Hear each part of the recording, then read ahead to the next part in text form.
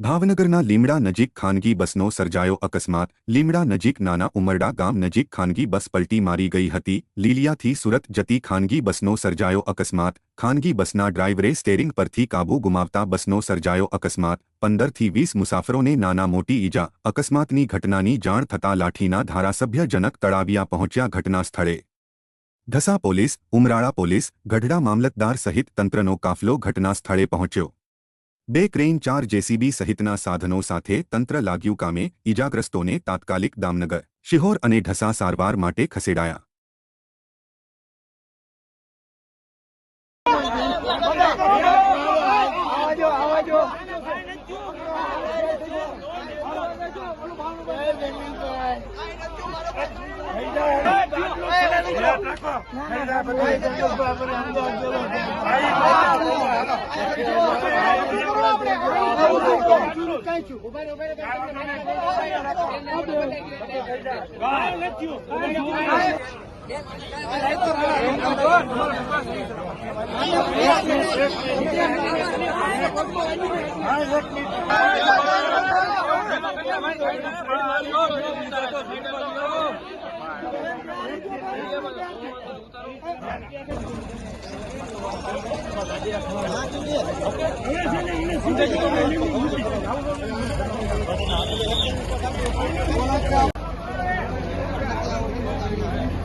आप 2 मिनट मेहरबानी कर कोई समझो पे हाथ जोड़ी कोई आवता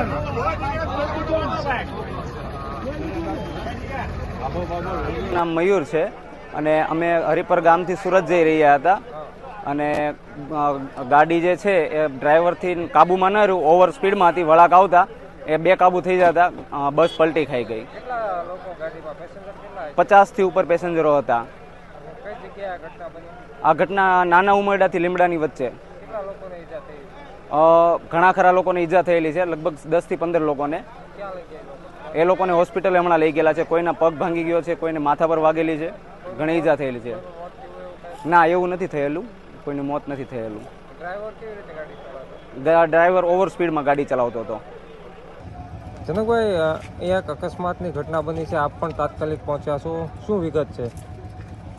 આ સમગ્ર ઘટનાની વિગત એવી છે કે લીલિયાથી સુરત જતી એક શિવકમલ ટ્રાવેલ્સ, એમની બસ આજે ધુફણિયાથી જે લીમડાનો રસ્તો છે નાના ઉમરડાથી આગળ જતા ગાડી પલટી મારી ગઈ હતી અને તાત્કાલિક ધોરણે આ વિસ્તારના લોકો અને અમારા દામનગર નગરપાલિકાની ના પ્રમુખની સાથે સમગ્ર ટીમ આ ઘટના સ્થળે પહોંચી ગઈ અને ત્યાર પછી તરત જ મને જાણ કરી।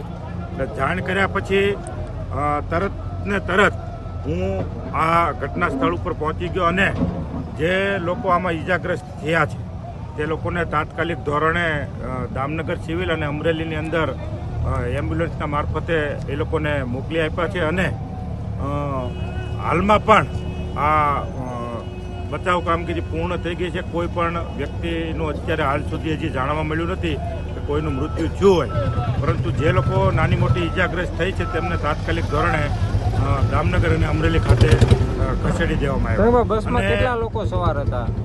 બસમાં ઓછામાં ઓછા 35 થી 40 જણા, મારા અંદાજ મુજબ એટલા લોકો સુરત જવા માટે લીલિયાથી નીકળેલા હતા અને અમુક મારા વિસ્તારના પણ લોકો હતા અને એમને પણ મેં મારી ગાડીની અંદર બેસાડી અને દામનગર ખાતે ખસેડેલા।